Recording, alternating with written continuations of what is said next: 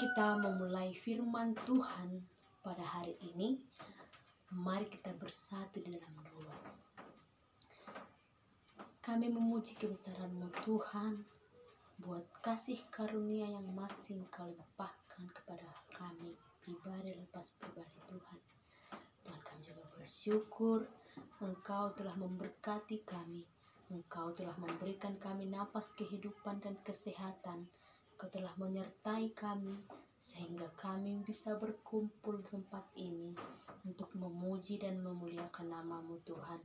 Tuhan, pada saat ini kami akan mendengarkan sebagian dari rahasia firman-Mu, karena Engkau selalu memberkati Tuhan. Engkau berkati hamba-Mu yang menyampaikan firman-Mu, agar kiranya firman-Mu dapat hamba-Mu sampaikan dengan baik dan setiap pendengar dapat mengerti Tuhan. Tuhan, hamba-Mu juga berdoa Tuhan untuk setiap pendengar. Engkau berkati Tuhan setiap hati dan telinga mereka, supaya mereka dapat mendengarkan firman Tuhan dengan baik, mengerti firman Tuhan, dan mereka dapat melakukannya di dalam kehidupan mereka, sehingga firman Tuhan dapat berakar, tumbuh dan berbuah dalam kehidupan mereka.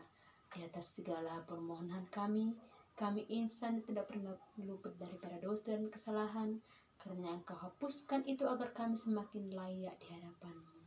Hanya di dalam nama Tuhan Yesus Kristus kami telah berdoa dan mengucap syukur. Amin. Shalom untuk kita semua. Selamat Hari Natal. Saya menyapa sekali lagi. Selamat Hari Natal. Saudara-saudari yang terkasih, pada kesempatan kita pada hari ini, saya akan membawakan firman Tuhan yang saya ambil dari Matius 2 ayat 16 sampai 18. Firman Tuhan kita pada hari ini saya ambil dari Matius 2 ayat 16 sampai 18. Saya akan membacakannya untuk kita semua dan saudara-saudari yang terkasih mengikutinya dalam hati. Begini bunyi firman Tuhan. Pembunuhan anak-anak di Betlehem. Ketika Herodes tahu bahwa ia telah diperdayakan oleh orang-orang Majus itu, ia sangat marah. Lalu ia menyuruh membunuh semua anak di Betlehem dan sekitarnya, yaitu anak-anak yang berumur 2 tahun ke bawah, sesuai dengan waktu yang dapat diketahuinya dari orang-orang Majus itu. Dengan demikian, genaplah firman yang disampaikan oleh Nabi Yeremia. Terdengarlah suara di Rama, tangis dan ratap yang amat sedih. Rahel menangis anak-anaknya, dan ia tidak mau dihibur, sebab mereka tidak ada lagi. Demikian pembacaan firman Tuhan. Saya akan menyapa saudara-saudara yang terkasih sekalian. Shalom, selamat Hari Natal. Saudara-saudara yang terkasih di dalam nama Tuhan Yesus Kristus, tema yang saya bawakan pada hari ini yaitu harapan di tengah air mata dan tangisan di hari Natal. Tema kita pada hari ini yaitu harapan di tengah tangisan dan air mata di hari Natal. Saudara-saudari yang terkasih dalam nama Tuhan Yesus Kristus, perayaan Natal, pada saat Natal yang terlintas di pikiran kita, yang kita ketahui dari dahulu kala, yaitu kebahagiaan, sukacita, damai sejahtera, baju baru, sepatu baru, semua serba baru. Itu adalah tanda dari kebahagiaan hati kita, dari kesukacitaan kita pada saat merayakan Natal. Nuansa Natal adalah nuansa sukacita. Nuansa Natal adalah nuansa damai sejahtera.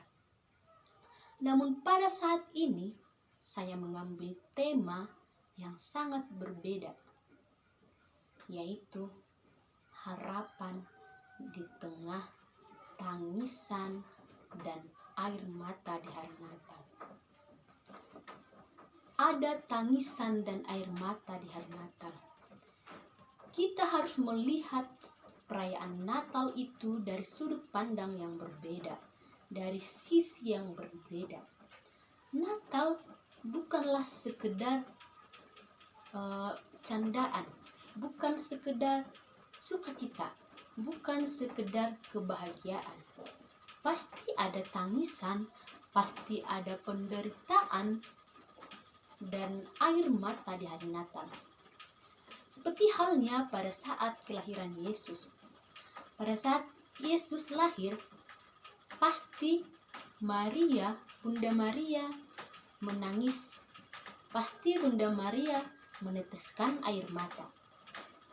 Pada saat Yesus juga lahir, pasti Yesus itu menangis. Pasti Yesus meneteskan air mata seperti itu. Belum ada saya tahu bayi yang baru lahir langsung tertawa. Belum ada saya tahu bayi yang lahir langsung bercanda seperti itu. Langsung di situ lahir hahaha seperti itu. Belum ada saya tahu. Namun yang kita ketahui selama ini, yang saya ketahui selama ini, bahwa setiap bayi yang lahir pastilah menangis, pastilah meneteskan air mata. Saudara yang terkasih, jika kita membaca firman Tuhan, jika kita membaca kisah ini dengan tenang, dengan benar, maka kita akan mengetahui, kita akan merasakan ketegangan yang terjadi pada saat itu. Ada ketegangan yang terjadi pada saat kelahiran Yesus. Seperti pada saat orang Majus mencari Yesus yang lahir.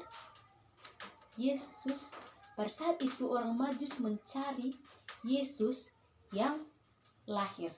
Dan Herodes mempunyai pikiran yang buruk tentang Yesus. Herodes mempunyai pikiran yang buruk untuk membunuh bayi Yesus. Pada saat itu saudara-saudara yang terkasih, Herodes mengetahui bahwa dia telah diperdaya oleh orang-orang Majus. Dia murka. Herodes sangat marah sehingga dia mengeluarkan perintah supaya setiap anak yang ada di Bethlehem dan sekitarnya dibunuh, yaitu anak yang berumur 2 tahun ke bawah. Hal itu terjadi supaya genaplah firman Tuhan yang sebelumnya dikatakan di kitab Yeremia, yang difirmankan Allah kepada Yeremia bahwa akan ada tangisan, akan ada air mata, akan ada kematian anak-anak. Saudara-saudara yang terkasih dalam nama Tuhan Yesus Kristus, dari kisah ketegangan yang kita baca tadi, dari kisah tangisan tragedi kelahiran Yesus, ada beberapa hal yang harus kita ketahui. Ada beberapa hal yang harus kita pelajari. Yaitu yang pertama, poin yang pertama, di tengah situasi yang buruk sekalipun, Allah tetap berdaulat atas kita. Allah tetap berdaulat dalam kehidupan kita di tengah situasi kehidupan kita, baik itu buruk, baik itu penderitaan atau kedukaan yang kita alami. Saudara-saudari yang terkasih dalam nama Tuhan Yesus Kristus, kadang-kadang saat terjadi peristiwa buruk dalam kehidupan kita, saat kita mengalami penderitaan yang sangat berat, pasti ada pertanyaan dalam hati kita.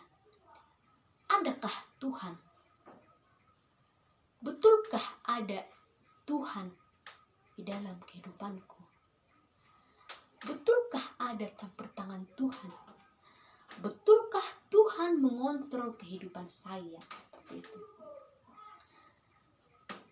Tetapi harus kita ketahui bahwa apa yang nampak buruk di mata kita, apa yang tampak kacau di mata kita, apa yang kelihatan hancur di mata kita, semuanya itu terjadi adalah untuk menggenapi firman Tuhan.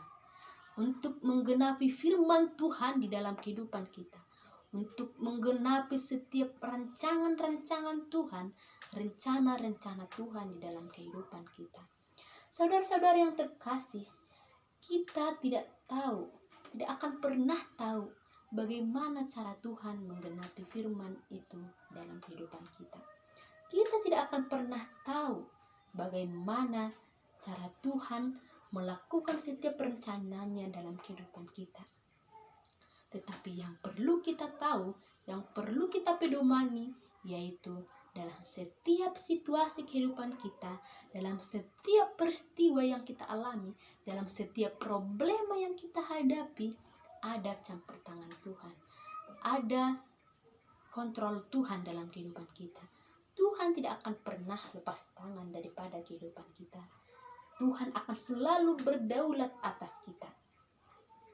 Jika kita membaca cerita ini dengan tenang, kita akan tahu bahwa Yesus bisa selamat dari ancaman Herodes. Itu terjadi karena campur tangan Tuhan. Itu terjadi karena ada intervensi Allah dalam kejadian itu. Tuhan tidak pernah lepas tangan. Tuhan akan selalu campur tangan di dalam setiap kehidupan kita. Apapun situasi yang kita hadapi, baik atau buruk sekalipun, ada rencana Tuhan yang indah bagi kita. Ada rencana Tuhan yang sungguh luar biasa dalam kehidupan kita. Dia tidak pernah melepaskan tangannya daripada kita. Dia tidak pernah melepaskan kontrolnya dari kita.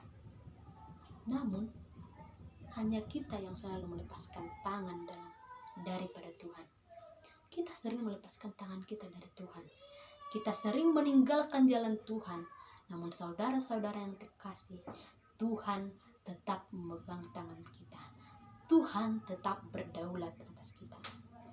Saya sering mendengar pemuda-pemudi yang belum mendapatkan jodoh. Ada satu kawannya. Hei, udah berapa umurmu? Segini. Udah terlalu tua, jodoh pun belum ada. Jangan terlalu lama, nanti Tuhan lepas tangan. Para saudara-saudara yang terkasih, perlu kita ketahui, apapun peristiwa kehidupan kita, apapun problema yang kita hadapi, baik itu penderitaan, baik itu masalah perjodohan, Tuhan tidak akan pernah lepas tangan. Tuhan akan selalu membuka kita. Tuhan akan selalu menuntun kita. Asalkan kita menyerahkan kehidupan kita kepada Tuhan. Asalkan kita mempedomani Tuhan dalam kehidupan kita. Baik saudara-saudara yang terkasih, kita akan membaca poin yang kedua. Poin yang kedua yang dapat kita pahami, yang dapat kita pedomani dari kisah ketegangan itu, yaitu Tuhan menyediakan pengharapan bagi yang bersusah hati. Setiap orang yang bersusah hati ada pengharapan yang Tuhan sediakan. Di dalam ayat yang 18 dikatakan, terdengarlah suara di Rama, tangis dan ratap yang amat sedih. Rahel menangisi anak-anaknya, dan ia tidak mau dihibur, sebab mereka tidak ada lagi. Ayat 18 ini dikutip dari perjanjian lama, yaitu Yeremia 31 ayat 15. Jika kita membaca Yeremia 31 ayat 15 dan seterusnya, di sana Tuhan berfirman, untuk setiap jerih payah ada ganjaran. Untuk setiap jerih payah ada harapan di hari depan. Jadi jangan menangisi dan jangan mencucurkan air mata. Tuhan berfirman bahwa Ia akan membuat perjanjian di dalam hati setiap orang pada saat itu. Tuhan akan memberikan perjanjian di dalam hati mereka. Mereka akan menjadi hamba Tuhan dan Tuhan menjadi Allah mereka. Keadaan mereka pada saat itu, keadaan setiap orang pada saat itu akan dipulihkan oleh Tuhan. Sama halnya dengan kejadian yang terjadi di Bethlehem pada saat itu. Ada tangisan yang mereka alami pada saat itu. Waktu kelahiran Yesus ada tangisan, ada penderitaan. Namun harus kita ketahui bahwa ada pengharapan yang sudah disediakan di ujung jalan. Ada harapan yang Tuhan berikan dari setiap kisah yang diberikan Tuhan, dari setiap ketegangan yang diberikan Tuhan pada saat kejadian di Bethlehem pada saat itu. Di dalam Alkitab tidak ada dikatakan setiap orang yang berpegang kepada Tuhan, setiap orang yang berpedoman kepada Tuhan, kehidupannya akan lancar-lancar saja. Kehidupannya akan selalu bersukacita. Tidak akan ada penderitaan yang dia alami.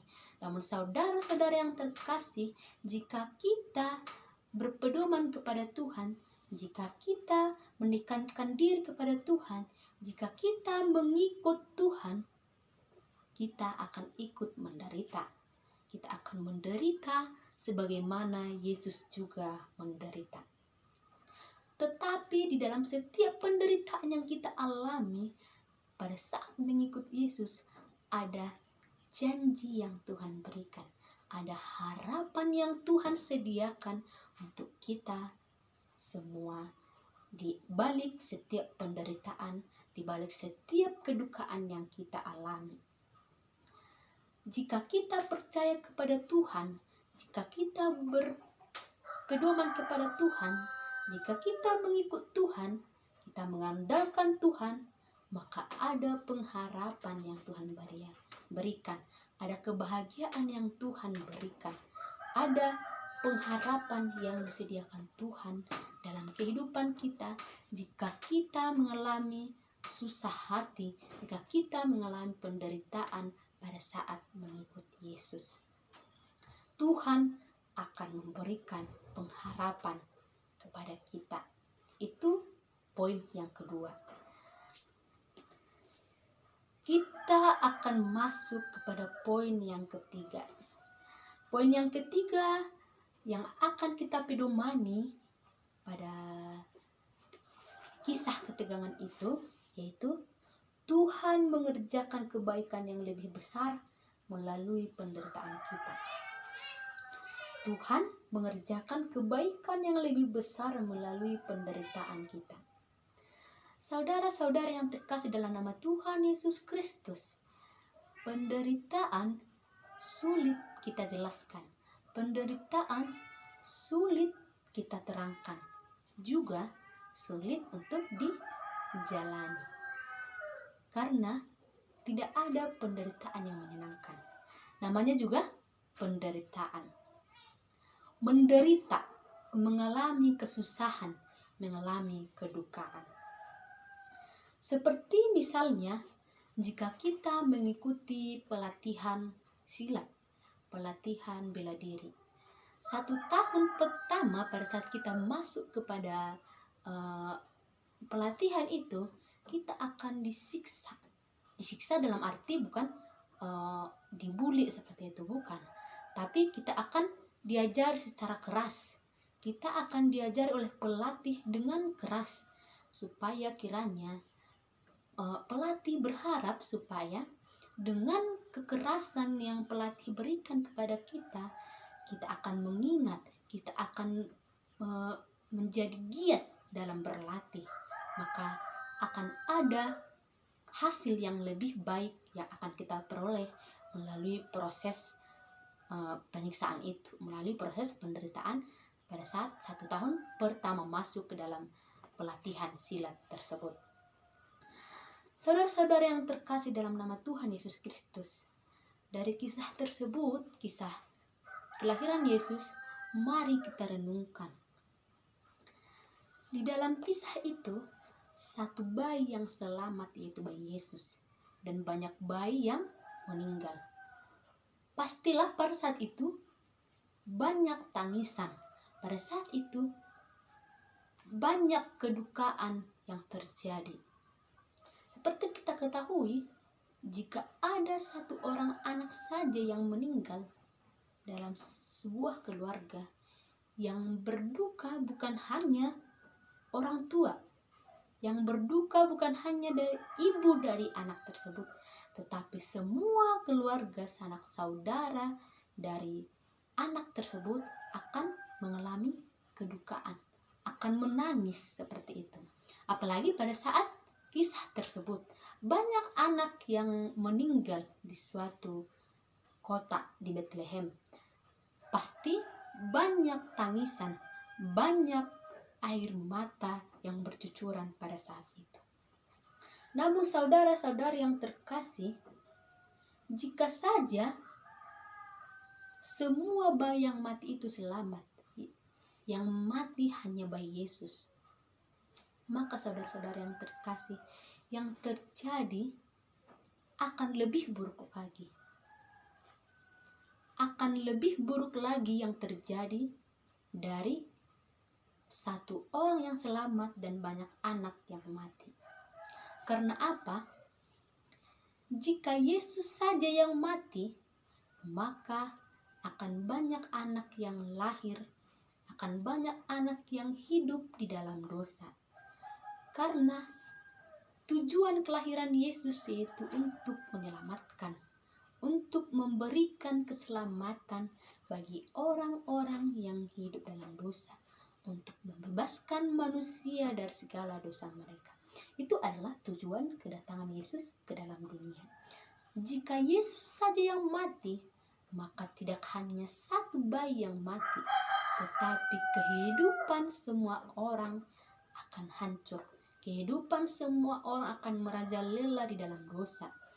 Semua orang akan kehilangan kehidupan kekal mereka. Karena Yesus sebagai juru selamat mati seperti itu. Namun pada saat itu yang terjadi adalah kematian banyak anak dan Yesus yang selamat. Dari kisah tersebut dapat kita tahu, dengan selamatnya Yesus, maka banyak orang yang selamat. Banyak orang yang selamat dari segala dosa.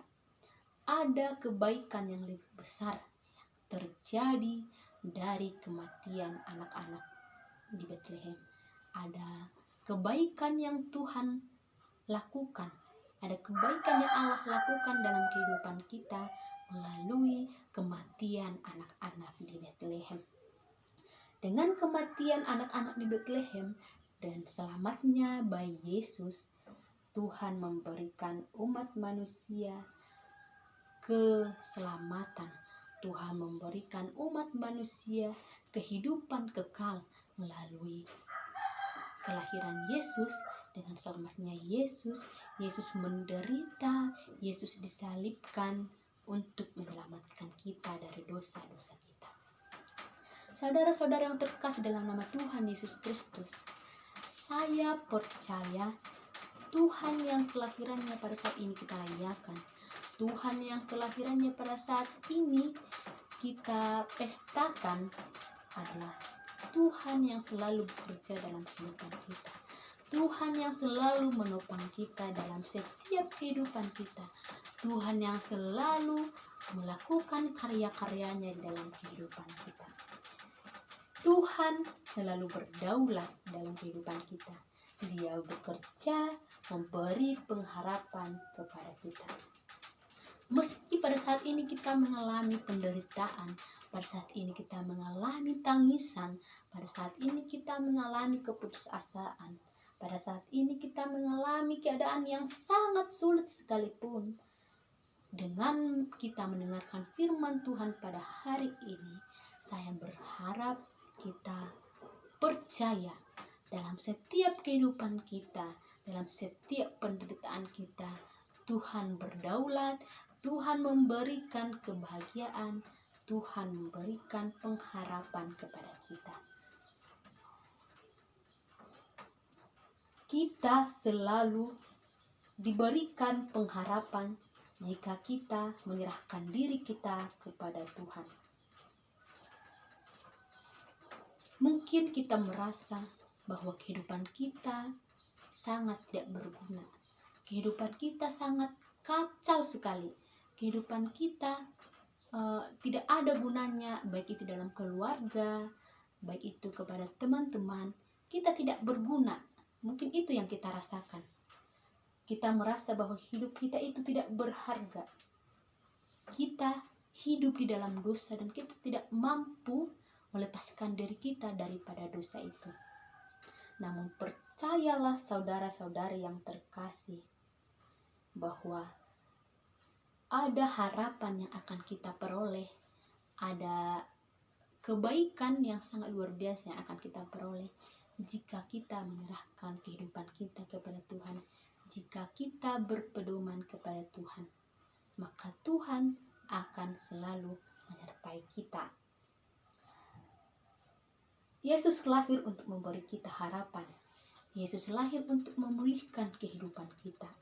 Walaupun pada saat ini ada tangisan, walaupun pada saat ini ada penderitaan, percayalah ada sukacita daripada Tuhan dan ada pengharapan yang Tuhan berikan melalui kelahiran Yesus ke dunia ini.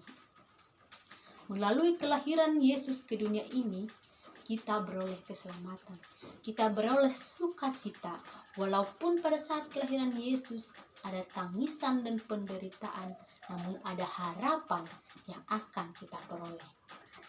Tuhan memberkati kita supaya kita mengerti firman Tuhan, supaya kita melakukan firman Tuhan dalam kehidupan kita. Percayalah saudara-saudara yang terkasih, jika kita menyerahkan diri kita kepada Tuhan, jika kita berpedoman kepada Tuhan, ada harapan yang Tuhan berikan, ada kebaikan yang Tuhan sediakan dalam kehidupan kita, ada peristiwa besar yang Tuhan sediakan dalam kehidupan kita. Demikian firman Tuhan. Tuhan Yesus memberkati. Shalom.